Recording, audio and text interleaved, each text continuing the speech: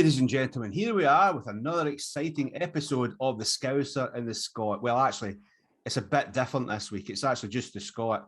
I know you're thinking what the hell's going on because you can quite clearly see the Scousers there. But on this occasion, what we're actually doing is I'm interviewing King Voodoo, of which our Scouse friend is a member of.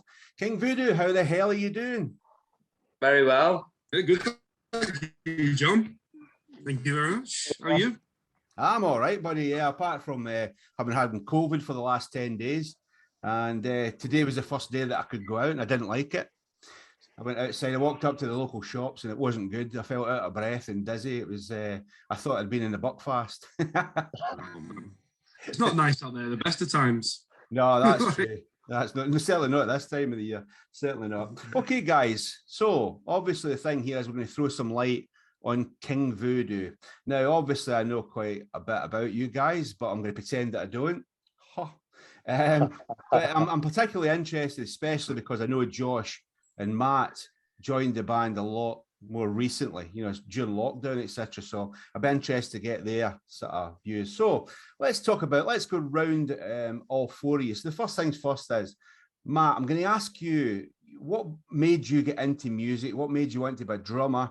Who's your heroes, dude? Okay, well, I think I've always loved music, like growing up. It just reminds me of summers in the garden. My parents really into music, so they'd always be playing records, the vinyl.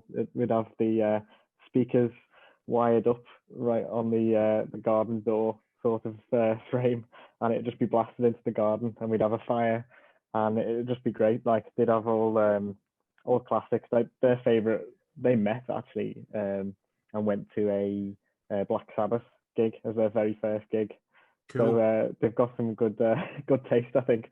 And there was always like that kind of music in the house. And then I think the first kind of band that I noticed, though, I think was Fleetwood Mac. I think when I started to kind of really get into music, and them actually and REM were the first like bands that I started to really listen to and like think, oh god, yeah, who are these? And start to pay attention to the individual like musicians and like the styles and how they were different. And then I kind of had a bit of influence off my sisters. Both of my older sisters love music as well, but I'd always get like the CDs and like the tapes burnt from them, and I'd like play them on my little cassette player. And I think the first time I really started to be interested in playing it myself was when I was in like sixth form college, and the school had like a Stars in Their Eyes event, and I didn't have any like history of playing music, but it was a bit of a buzz around the school, so all the kids would be running up to each other and like saying, "Are you in a band? Are you in a band?" And I was like, no. And I was new to the college this year, so no one really knew anything like about me, and it was quite early on in the school year. So they were like, "Oh, we need a drummer," and I kind of just was like, "Oh, don't do that." I'll be interested. And I think there was about like 3 weeks before the show, and so basically you blagged it, Matty. You just exactly basically blagged it, and you've been blagging it ever since, dude. Ever since. Yeah, I feel like that's, if you had to ask my my musical style, I would say that's exactly it. But I've loved it. I've loved it ever since. I think I've not really ever like had any musical sort of theory or anything like that. I just enjoyed like picking it up as I've gone along and listening to people. I think so your musical style is winging a prayer, dude. Exactly. Yeah, hey, that's cool though. Josh, what about you, mate? Same question to you. It's in so well. Have we lost you? Yeah, so with me, with me, it was a bit of a weird one actually. This is quite a funny story. So obviously I've got a little sister and she's got a different dad to me. So when me mum met her dad, when he first moved in, he had like a bunch of CDs. And I always remember obviously looking through his CDs, and the one that stuck out to me was Appetite for Destruction. And I looked at it and I turned around to my mum and I was like, bit of a goth him, innit? The state of that CD. I bet you're God. Which is quite ironic, because after that I you know, obviously went over like MSN and like MySpace was like all the rave. Everyone had all send music to each other. And I remember being in one of my friends, and he had Sweet Child of Mine on his iTunes back then. This is obviously going way back. And I remember listening to him, and I was like, what the hell, that is good, that is like a really good song. And I listened to it over and over and over, and then I thought, who is it? I need to see who it is. And then seeing it was Guns N' Roses, and I was like, stop it. So then I went home, and I said to him, where's that CD that you've got like buried? And obviously he gave it to me, and then that was it. I absolutely played it to the point where it couldn't play anymore. I had to buy a new copy of it. But obviously growing up, it was always like, me mum was always really into Queen, and my dad was into like the Sex Pistols and Bowie, and they were like new romantics. So it was all like that type of stuff that I got brought up on, all very eccentric things. And my dad used to walk around with like a top hat and a cane and things like that. He just no cares given at all. So then when I got more into the music and stuff, I didn't really think about playing until I put like I think it was like an old MTV channel, and I seen the music video for Welcome to the Jungle. It was the first time I'd actually seen Guns N' Roses like visually, and it just like absolutely triggered something in me, and I was like, I need to do that. Like I literally need to do what they're doing, like completely. So then after that, it was just any band, there's anything, I'd be just analyzing them and looking at like the music and the way they moved on stage and everything that they did, their style, everything. And I just got absolutely obsessed with it. And then I just jumped between. I didn't know what I wanted to do. First wanted to be a singer, then I wanted to be a guitarist. But the one instrument I always fell back on that never failed me was bass. Always. Like I always ended up just shining on a bass more than the others. And every time I had the opportunity to play a bass, I'd always jump on it because I really enjoy playing it. So that was it. And then I've just been in bands from school since I was like 16. I was just flitting between different bands. Either just because every band I was in, I was always a bit like wanting to push it, wanting to do more, wanting to get more, wanting to have like goals and this, that, and the other. And unfortunately, most bands I've been in, it was always just a bit of a hobby to them. With me, it was like a lifestyle. I always wanted to do more and push it more. And that's why I'm so grateful that now I'm here after the experience that I've got. I'm actually with a group of guys that want to do that. I think that's a really interesting point. And I would like to talk about that now. I will come back to Jamie and Ian about theirs. I mean, I know what Ian's is anyway. It was Culture Club, but hey man, don't orchestral manoeuvres in the dark, but never mind. But it's an interesting point that, because I obviously saw the original incarnation of King Voodoo with the initial four guys, and then I've seen you guys recently, and I think it's a great amalgam of younger and slightly older guys. And I think what you got, what Josh you just said there is key, because Jamie and Ian are that little bit older, more experienced, and have realized the problems and the pitfalls that Josh and Matt's obviously had in the past when you're in a band with people the same age as you. Mm-hmm. So I think it's a key element to talk about that now, because obviously we target this a lot at younger musicians and younger bands, newer bands. So, I mean, Jamie, from your perspective, what has it done from King Voodoo's perspective, bringing in the new boys? It's always a breath of fresh air, I think, when you bring a new band member in, and to bring two in the quality that we've been able to slot right in. We were just saying the other day that it's not like just being in a band, and it's not like running it as a business. It's like having brothers. So it's kind of we know we can rely on each other. We know what everyone's going to do. We go down to practice. You go down with a smile on your face, and you leave with a smile on your face. I think that's the big thing. I think we've always said, and I think Ian, you'll say the same, is you've got to be enjoying what you're doing. And I think that's where it fails so many times. It's say if you're in a like a singer-songwriter, you've only got yourself to rely on. But then as soon as you start adding people onto that, it's making sure that everyone's happy. And it's so difficult to you can't control it, but to kind of try and harness that. And I think I just feel that the mix within the band now, it just gives us a really good dynamic. And we're all pulling in the same direction, which is fantastic, obviously. Yeah, I mean, Ian, you as the guy that does a lot of the recording and stuff like that, I mean, how has it affected, the ability to write and record new stuff? Do you know what, we was in rehearsals last night because we're prepping for the festival, the up and coming festival. We've got Hard Rock Hell. Just have to throw that in there. Do you like that? That was good, that wasn't it? Smooth, mate, smooth. You see that? Straight off the cuff. Yeah, and it was one of them where we sat down and we started like talking, and we've all got our own little ways of doing things and stuff like that, and it's been, as Jamie said, it's not just a breath of fresh air. It's most probably the best band that I've been in, and that's saying something. Like, you know what I mean, personally. The group of lads where I can go to them, right, I've got an idea.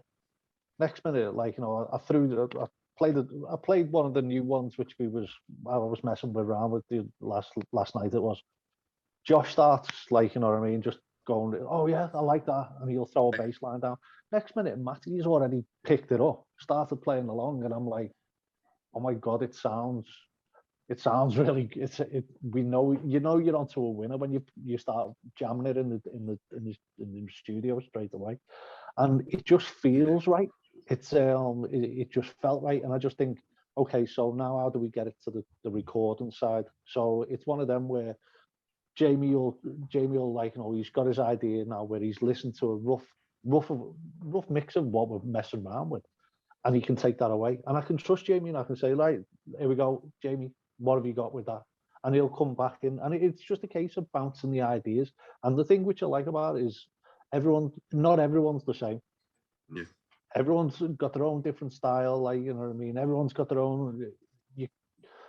I could throw something at Josh, Matty, and Jamie, and it'll be King Voodoo, but it won't be King Voodoo because it's something different, and that's what I like about it. We're pushing each other, we're testing each other, and we're trying to get each other to the next level, and it's one of the most enjoyable experiences I've ever had in a band, and I can't explain it, but it just is right. And I think you've seen that, especially being, like, you know, you've seen us at the start, and we put a lot of effort and a lot of time in getting this right since we've come out of lockdown, and I think it's paying. Well, it is paying off.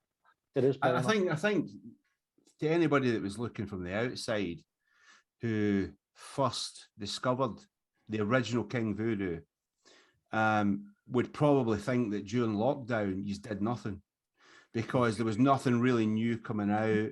You weren't online, you know, playing freaking online gigs and all that sort of stuff. You weren't doing it. But what you were doing, and what was good, and what's paying dividends, were you took the time to find the right people, to make sure that you were all pulling in the right direction, and agreed on that direction. This is from me looking from the outside. And that when you got the chance to play gigs, you came out and you were another level to what you were before it. And I'll say that because I saw you first time at the Waterloo, and then again at the Boulevard in Wigan, and even that went up again, you know. And then from my perspective, you know yourself, you sent me through a couple of demos right at the start, very rough demos, and I was like, these guys sound different. But now I don't think you actually sound like, you never ever sounded like anybody else to me. But I think now you've got a great amalgamation of riffs, a lot of riffs. But it's the other elements that actually change it. So you're not straight ahead. If somebody says to me, what, describe them, I just can't fucking describe you. I mean, I used to call you a groove rock band, but I can't even say that now, because I think you've actually got a lot of metal sort of edge to you as well. So people say to me now, I just go, it's just fucking King Voodoo, just listen to them. You know, I can't classify. And I think that's what's cool, and that's what's exciting. Do you guys, especially Ian and Jimmy, do you feel that that your musical direction has changed as well, or was it always? Did you think it was always going to go this way? Like, I don't know for you, Ian. Like, I kind of feel that period that we had over lockdown gave us a real good time for a bit of self-reflection on the band, what we'd done, what we'd achieved, what we wanted to do, and like really refine the sound. Look at our tempo, look at everything that we were recording, what was good, what was bad, and even revisiting songs that we wanted to bring out, what was good about them and what didn't we like now, and let's get ruthless and let's just really try and push everything to the next level, and let's not just be happy with, you know, just getting something and releasing it straight away. I don't know how you feel about it, Ian. Like, it's exciting. I'm going to be sad on this one, and I'm going to be honest about a few bits and pieces about it. One of the things obviously I'm normally the presenter on the Scouser and the Scot, but I've interviewed a few people like your Adam Haywoods and your Wes O'Neill, where it was like, if it's not good enough, don't put it out. And it was sort of to the point when we was in lockdown, it was sort of like, well, this is what's not working, this is what is working. How do we make it work? Obviously, we got the two guys, and it was just one of them where we made the change. It's the best thing that's ever happened. But we worked our asses off in lockdown to fine tune even right away from the songs to the set lists, how the interactions in between the songs, the intro, the outro, when we're going to be speaking. Even though it looks natural, I think it is, a lot of it's staged, and I'll be honest about that. I think a lot of it is staged, where we know where the breaks are. We know when Matty's going to keep the drums rolling right the way through a song. So we know exactly what each other's doing, and I think it's a chemistry. It's a chemistry now, and it's so relaxing on stage, where you're able to move more, you can relax more, you can enjoy the show. And that comes out, and you get more people to come and get involved with the show then. And I think it is showing a hell of a lot, but I'd highly recommend it. Yeah. Matt, to your point, Matt, I mean, you've been in quite a few bands as well. So what do you feel is the difference between King Voodoo and the dynamics compared to maybe the rest of the bands you've been in? Well, I think you touched on it before about like the different ages as well, like people having some experience from a lot of different bands in the past, and then there's a little build-up of like lessons learned and directions to go in and not to go in. And I think the way King Voodoo like operates, I think it's just really efficient as well, ruthlessly efficient. I think it's the songs that are being produced at the moment, like I know what like we've got in the pipeline in a way, and I'm quite excited for some of the new stuff. I know Ian was saying as well, like as much of the stuff we've got coming out soon, there's also stuff ahead of that we also know is exciting to come out. And it's kind of like that scale of ambition and like experience, so know what works, what hasn't worked, and as well the types of gigs that we're playing are different to anything I've played before, and just like the level of everything, like the organization in terms of like merchandise and things. It's just really smooth, or it seems effortless, but I know it's not. There's obviously a lot of work that goes on behind the scenes, and like I say, efficiently that pays off, and it seems to kind of, people seem to respond to that as when we talk to them and things like that. Gigs seems to show. That's cool, because what's great for me is when you're doing a gig and I'm not at it, and people are messaging me going, fucking hell, mate, they're killing it here, or I can't believe how good these guys are. And I'm like, well, I fucking told you. I told you. And that is cool. Josh, for your perspective, how does it differ from bands that you've been in before? Like you said what Matt says, is it different for you again, or is it similar kind of feeling?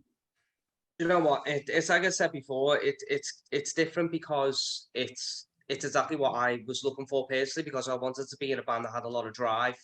I wanted to actually do things, because it's like you'd always check out like what like other bands are doing on the same level, and you're always checking out like where the big gigs are and what's going on, and you always see gigs like say like it's amazing to say that we're playing Hard Rock Hell next week, because about 2 years ago, the band I was in, that was like literally a mother load. What you'd be looking at thinking, my God, I'd kill to play that.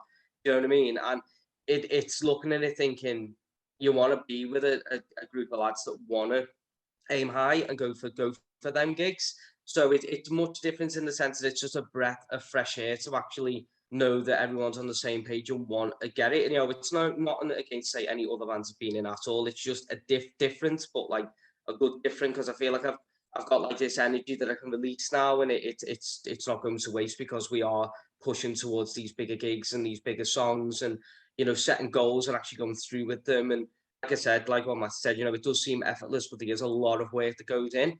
and it just keeps paying off like so much more, because like I said, you know, when we go to a gig and we play it and we do smash it and people love it, that's, you know, that's the finished product, isn't it? That's what we're working so hard for, and that's what we do. And you know, like I always say, if you play one good gig and people can walk away and at least say one good thing about you, you know, your job's done there, isn't it? You know, people, you know, that's what they come for. Oh, 100%. And I mean, from my perspective, you know, I always liked King Voodoo, obviously. And they were one of the first bands I ever started working with before JMP, within the first 2 or 3 anyway. But now, coming to see you, it's like, I feel like it's not just a musical masterclass now. It's a visual masterclass as well. And it's the feeling of relaxation that I can have while watching you because you're relaxed. And that is a chemistry thing. And the reason why I bring that up is because we've discussed it, Ian and I's discussed it on this very show with a lot of other musicians. And the chemistry is the most important thing, not just musical, but personality-wise, the shared goal is so important. And it is also about, not everybody can commit the same amount of time to the band because of other things as well. But I know for a fact that Ian, in particular during lockdown, literally taught himself how to mix, record, master a lot better. And I think that's made a huge difference as well, because I think the other thing that helps you guys is you have that ability to be self-sufficient. Would you say, you know, would you say that that's, I'm not asking Ian here because this is specifically about Ian, but for the other three, do you think that helps your case? Yeah, absolutely.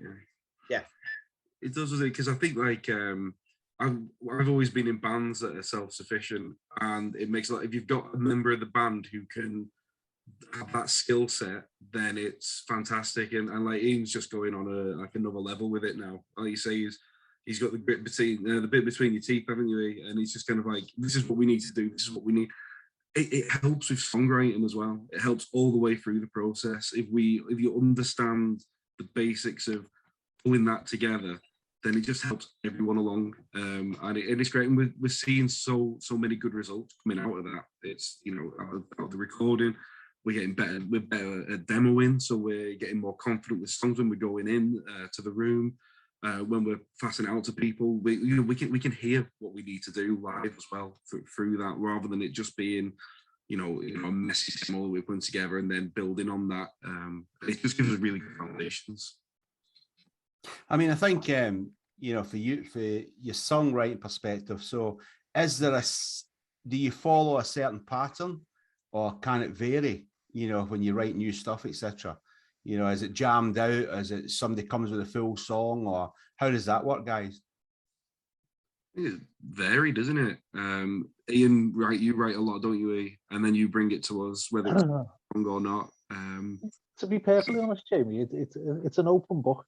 It's one of them where if anyone wanted to bring a song to the table, that door is always open, and I'd want them to.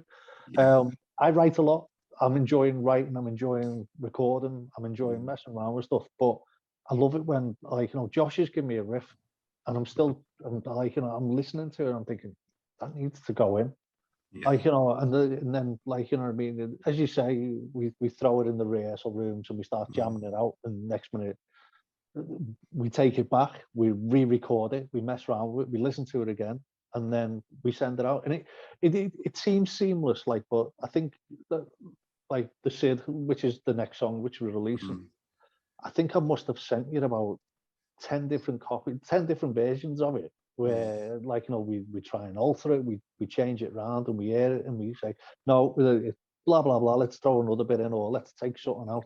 And that's what I love about it, because I'll send it round to everyone, and everyone's got their own opinion. And then by mix number 5, 6, it's sort of like, do you know what? I think that's right. And it's one of the things that I really like about it. Like, you know what I mean? Everyone's got a voice, everyone's got an opinion, and everyone's got something to bring to the table. And I think that's one of the key things which I really like about it. Who's the most, all right, guys, who's the most brutally honest when it comes to, we'll fucking know who the answer will be, but I'm just do you need to ask, John?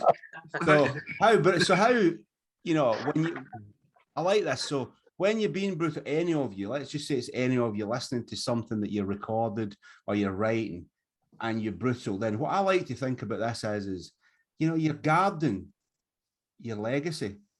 So to me, you should be fucking brutal. Every band should be brutal. You know, if it's not good enough, it's not fucking good enough. Yeah. Do you know what? But and I'm gonna step in on this one because I think this is a different answer that you're gonna be expecting here, John. I am brutal, but I'd like to think I'm constructive. No one was expecting that, Ian. Yeah, I like, you know what I mean? Like, you know, well, ignore the first bit. I am fucking brutal, yeah, of course. But I'd like to think that I'm constructive. But I'll say, try this, try that. Let's try something else. Like, you know, and I think it's one of them where if you give your reason to it and you can express it in the right way, then the communications within the band are so much better. If you just go to be honest, that's shit, mate, then you're just going to cause the backup of a cat, like, you know what I mean, where everyone just gets fucking angry then. Just on that, what I think as well, that when we're writing, and I do the same, and I know you do the same, we're not so guarded about what we're writing. I remember when I was younger, I'd write something and they'd be like, no, it has to be like this because that's what I've heard in my head and it's got to be like this. But it's not like that do you know what I mean? It's kind of like, you know, the best thing about this band is each member of the band pushes you. So if I go and throw a vocal line down, any of the guys might say, you know, I like it, but it can be better and we can do this and we can do same as bass, drums, and the guitars are we because we're not so guarded against it all, we can be brutal, but it's not really being brutal. We are being constructive, like Ian says, and everyone's open to that change. And I think that's one of the beautiful things about the band as well. Like, and that's how it works. And everyone's got such a different background in music. That's what, like you were saying, the song goes backwards and forwards. And because of everyone's different influences, it becomes a bit of a monster and a beast of its own that doesn't really sound like anyone else, but it's us, sort of thing. I think one of the things, and I think Ian and I were discussing this a couple of weeks ago, and I said one of the things that I noticed about you was the band now is that it must be great to be able to know that what's in your head can be captured and put out because you're not relying on a mix engineer or somebody to come along and go and try and translate what's in your heads. And that must be, and the example I give is, you know how much I love the song Hold On. Mm-hmm. Yeah. You know, the first time I heard that, I was like, oh my fucking Christ, that's brilliant. But I'll tell you right now, if any of you brought that to the table now and you liked it, you would not have put it out the way you did put it out. And I'll tell you why. Vocally, you'd have gone for it even more. You'd have pushed the vocals even more. You'd have put more layering in. You'd have done something. Would you agree with that? 100%, yeah. I think that's what you learn as well. I think the first EP is always kind of like a touch point, isn't it? And point in time as we're starting, I think we said it when we first released that EP, we not really played live at that point when we. Oh no, you hadn't, no. EP. And it's kind of, and that all, I think because we're so comfortable on stage, we know what we're going to play.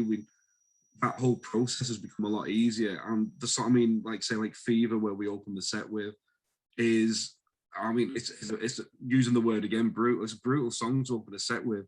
And if we recorded it now, it would sound absolutely huge. It sounded much bigger than we love the recording, but you're right. There's just different intricacies in there, different drums, different bits of guitar, different vocal bits that we throw in. And it's just through learning, and hopefully we kind of started nailing that process and not rushing through, really. You know, making sure it is the best it can be.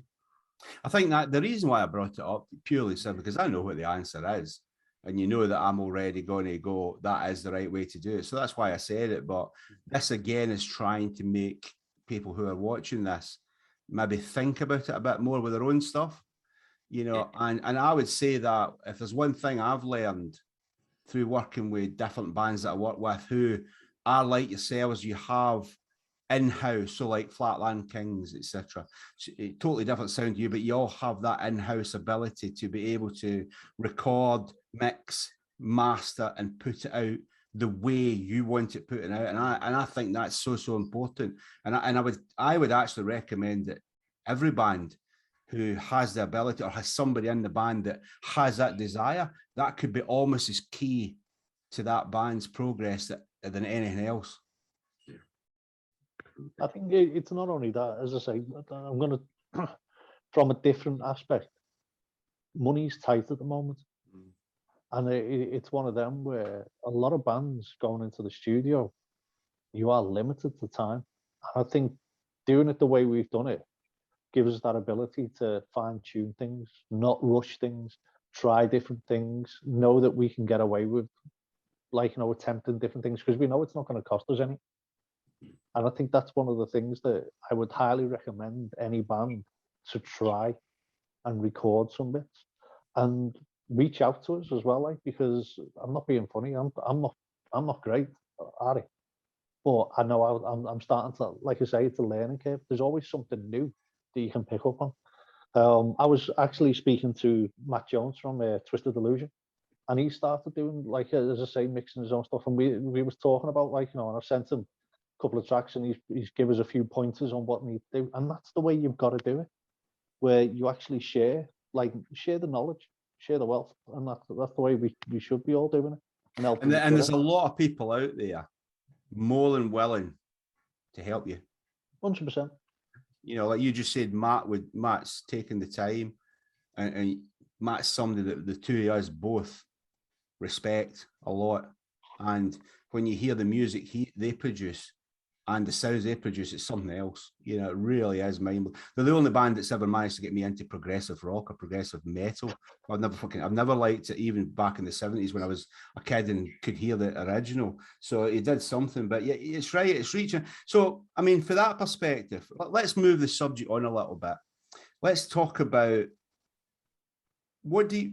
let's talk about individually to you. If I was asking you to describe, what would I expect? What should I expect from a King Voodoo show, live show? From your perspective, what would it be? So I'll ask Matt first. I think it's just lots of energy, especially like now with the lineup that we've got.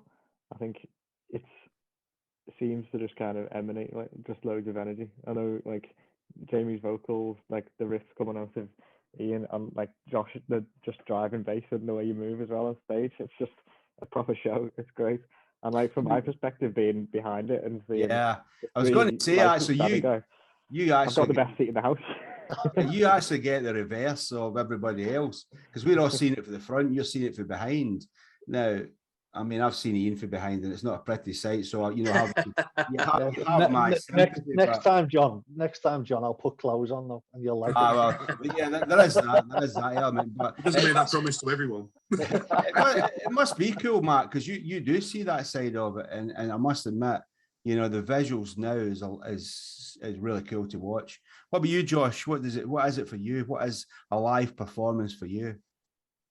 I think it's just, again, it's just like high octane, loads of energy, loads of catchy riffs, you know, huge choruses, big drums. You know, like I said, you know, we put a show on, and like what Ian said earlier, there is certain things that we have got staged, which obviously you wouldn't know. But if you could do the intro into everything that we do, we get a lot of crowd interaction, and there is so much chemistry and like a lot of touch points that we do, where we do it for the crowd. That's it. It's a show. And that's the way we do it. It's not just like some bands where they get on and they're like, yeah, well, we're just going to play these new songs and let the music do the talking. Obviously, the songs have to be there, of course they do. But like I always say, it's a show, and you need to put the show on, and you need people to walk away going, do you know what, that was amazing. And I think we do that. Yeah, that's really cool. You know, you fucking nail in the head, honestly. And as people forget, it's an entertainment. Yeah. You're in the entertainment industry. And if you don't entertain, then you're missing a trick. So, Jamie, from your perspective as the lead singer, what is it to you? I think it's a lot of the lads have just covered there. I mean, it's a lot of, well, personally, it's a lot of sweat, sometimes a bit of blood. You know, we don't stop moving. It's great to have that confidence on stage that the people around you are moving as well. We were talking about in practice last night that I'd rather be a band where you might play a couple of bum notes and move and put on a show, and people don't even notice really. You know, when you come off stage and, you know, well, people know they don't want to listen to something Note Perfect for me. They can get the CD or download it. Brilliant. But like, we want to put on a show and, you know, want to get involved, run around, have that interaction between the different band members. And I think it's like it's the age-old thing. Like, if you look like you're having fun on stage, which we genuinely are, then hopefully that transposes into the crowd and they enjoy your show. Because there's nothing worse, I don't think, than just going to see a band and it's kind of stood there and they don't really like, they want to be there and we don't want to be that. You might as well just stay at home and listen to the fucking CD. Yeah, definitely. You know, we want to, I know it's probably not great in COVID times, but we want to sweat on you. We want to be in there. We want to be in the crowd. We want to be leaning. We want you to be singing back to us. We want to clapping along. You know, we'll do our bit and try and hold up our end to it. But we just want people to have a good time. What about you, big man? How are you? What is it for you? For me, I think we played Gravity last time, the last gig. And it was one of the best gigs that I've ever played. And like you said, it's getting better and better each gig as we go along. And to have the audience sing one of our songs back to us, like, you know what I mean, the middle eight of the Sid, I was just like that thinking, I think I even got goosebumps on stage hearing them sing back. And it was just like it was one of those feelings where you just think, this is just up there. It's just up there. It's just a great feeling to see people, like, you know, when we go straight into, like, you know what I mean, Drag Me to the Water, and you see people getting into it, clapping, like, you know, and they're very respectful, like, you know, the respect between the band and the crowd is there, and we just get everyone involved and make it something that when they walk away, they go, that was King Voodoo. That was King Voodoo. And do you know what? It's like, you know, and I've said this to all the bands that are, like, you know, all the lads in the band, and make sure that you stick around and talk to these people because they want to know about you. They want to speak to you, and I think it's interact with them because they want to know all about you. And I think, back me up on this one, guys. It's up to you as well, like, you know what I mean. But how good was the response at the merch stand, even though we was right at the back? Yeah, amazing. It was like people were coming up to us and they were talking for absolutely ages, wasn't it? And it was a good feeling. It was not, there's nothing better than just a random person coming up to you and then, like, you know, just talking about music, talking about King Voodoo, talking about merch, talking about, like, you know, what we've got planned for the future and stuff like that. And they weren't even interviews. They were just genuine, your fans coming up to us. And it's, like I say, it's one of the best feelings that you can ever ask for in the music industry. I can't remember can't remember which gig was at the Boulevard, and I think Nikki took a photo on her phone with Jamie, and you're leaning back, and they get you at the microphone. You're kind of leaning back, and you're gone in the moment. And I was like, do you know what? If somebody says to me, "What's King Voodoo?" I'd go, "That's King Voodoo," because it's that ability to entertain, get your message across. But I know you've worked damn hard. You cover all fucking bases, and that's important. And as like Ian just said, you know, don't be a dick when you're at a stadium or you're at a fucking festival or you're at a venue. Don't be a dick. Be right with people because they can screw you over big style if you're not. Don't let your egos get in the way, and be gracious when people want to spend their time and their money with you. And that's something that you guys do. And I know Ian does it really well. He networks like buggery all the time, which is one of the reasons why I've got another interview with somebody quite famous after this as well, because he networks like buggery with everybody. So, but it's from my perspective, I remember the first few gigs I saw you guys do, and I was like, for fuck's sake, Ian, did you enjoy that on stage? And they go, yeah, it was great, mate. I said, well, can you tell your face? Yeah, because he used to be concentrating. And don't get me wrong, this was in the very early days of King Voodoo. I don't have that now, and I don't think anybody could ever come and watch you four guys and go, they're having the time, and not say they're having the time of their life on stage. And do you know what? Even you record this stuff sounds like you're having the time of your life, and I think that's what will make the difference between you and the bands that don't make it. Do you know what? I think it's like I say, I think it's good that it's showing through in the new music, because I think the lads have really worked hard. And obviously from my perspective on the Scouts and the Scot, I was chuffed when we were saying, should we get King Voodoo on? I was thinking, how's this going to work?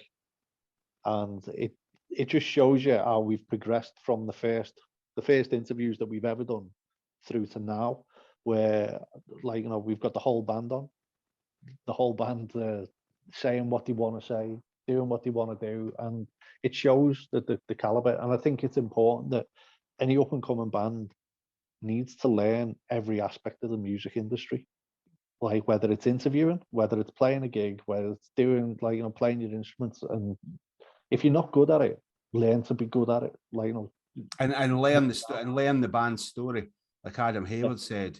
You know, every one of you has told us in your own words and your own sentiments, and definitely not scripted, but every one of you has told me exactly what King Voodoo is to you and to each other. And that's powerful, because that is important, because in reality, any member of any band should be able to be interviewed and know exactly what that band is and what they're doing, not stand there and go, well, I don't write the song, so I don't really get it.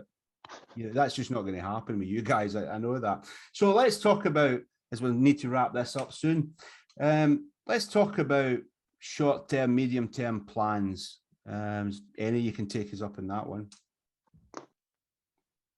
I'm not talking. I'm refusing to talk, guys. I'm done. we can make our decisions now, boys. This is our time to shine. And if he starts chipping in, I'll mute him. just mute him off now. So we're going to do a full disco covers album next. So that's what we're going to do. I think short-term plans. We'll be finishing our EP. We've released a couple of singles off it. So that'll just be bringing that to its end, and as a package coming up. So it'll be across 5 tracks. Say 2 of them are already out at the moment.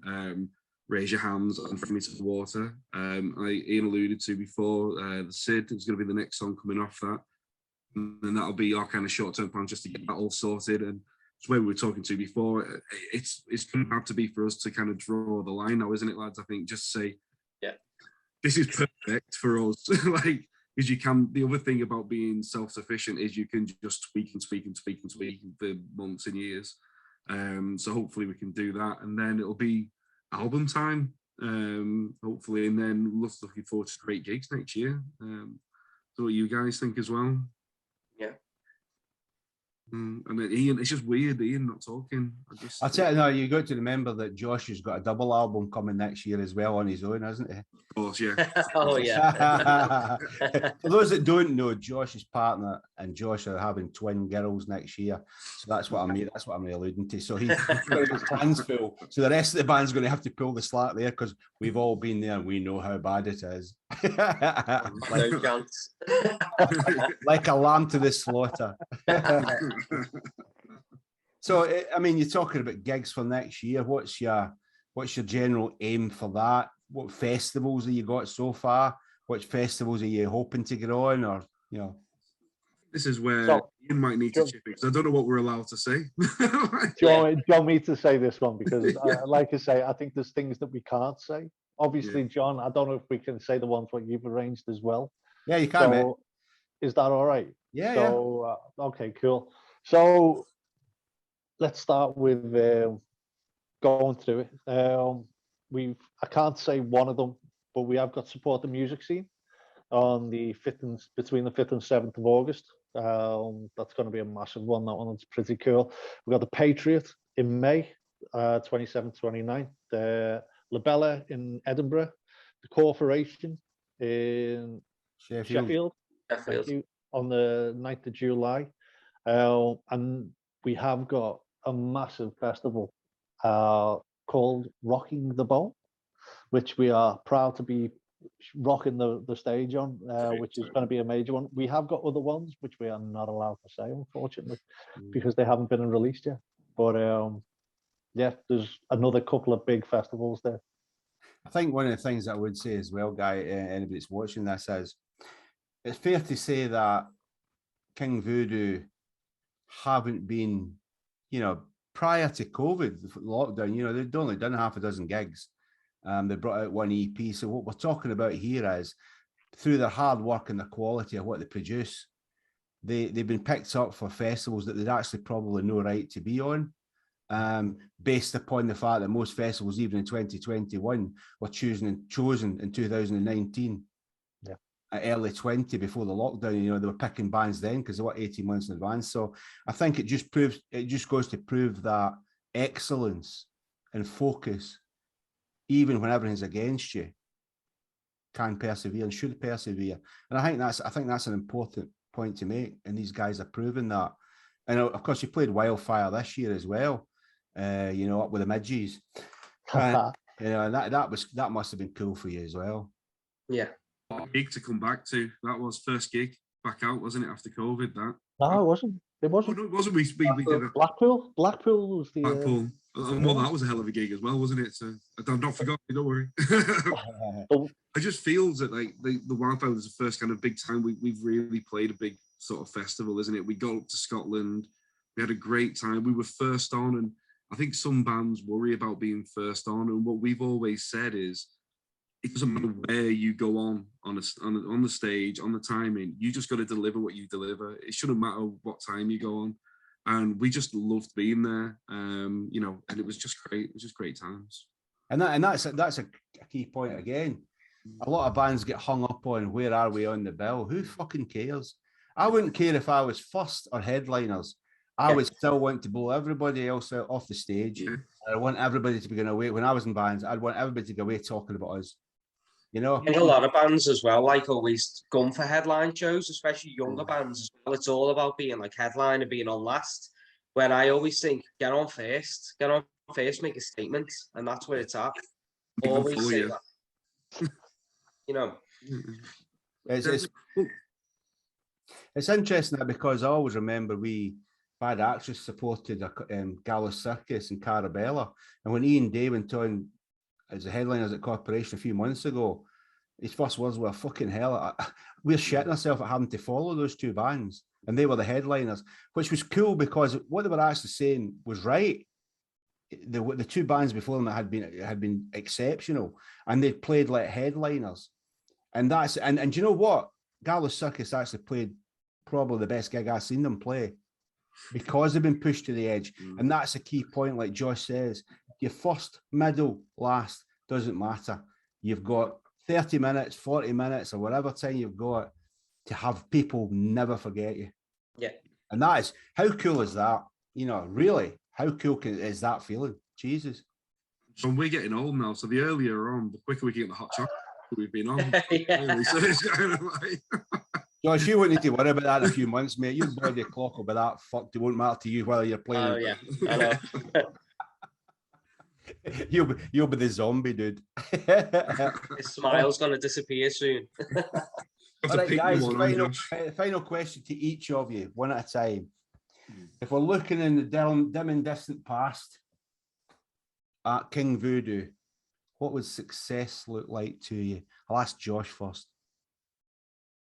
What was success look like? Do you know what? If we could just play as many festivals as we can, and do you know what? Me personally, I just want to release an album.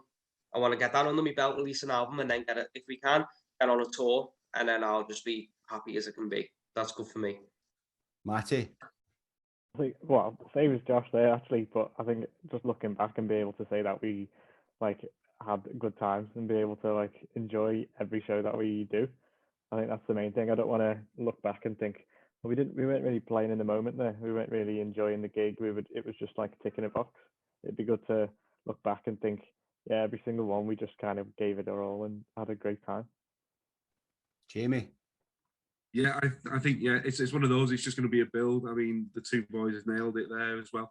And I just think that I want to be able to look back and just say, we connected with people. We didn't miss, not even just like an enjoyment of the show, but we didn't miss talking to people after the gig. We didn't miss a selfie with someone who were really engaging with the music. We may have even influenced someone on the way through. You know, just something we can say is a bit of a legacy to go through. But every time we've played, we've progressed. We want to keep pushing ourselves. And when you get to the end of it and look back, you want to say, we finished a million miles away from where we started. And I think that would be a massive thing as well.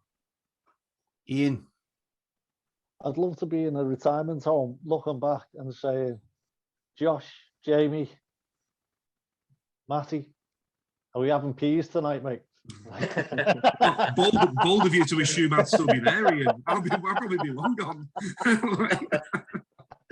And then John will walk past and go, come on, you bastards, get out. You got a gig so we can play.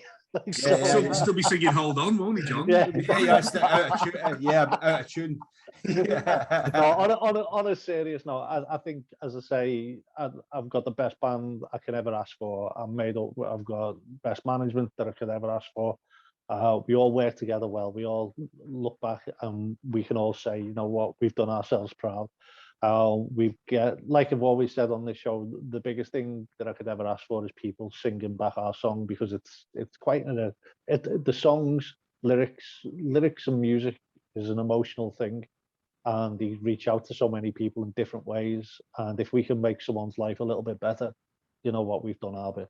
And you know what, it's music is one of the best things, and I'm lucky and privileged to actually be able to say that, like, you know, I'm in one of what I feel is one of the best bands out there.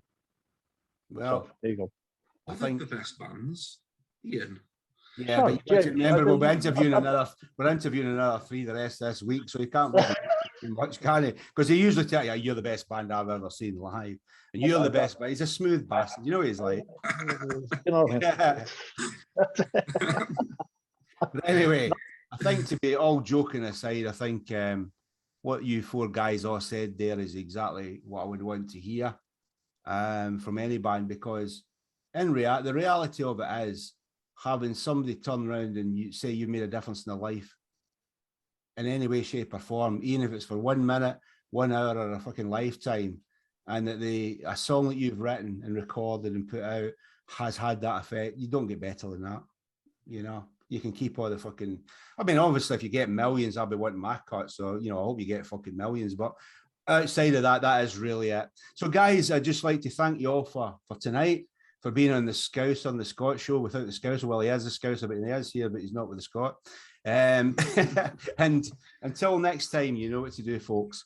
Hit that cowbell and subscribe.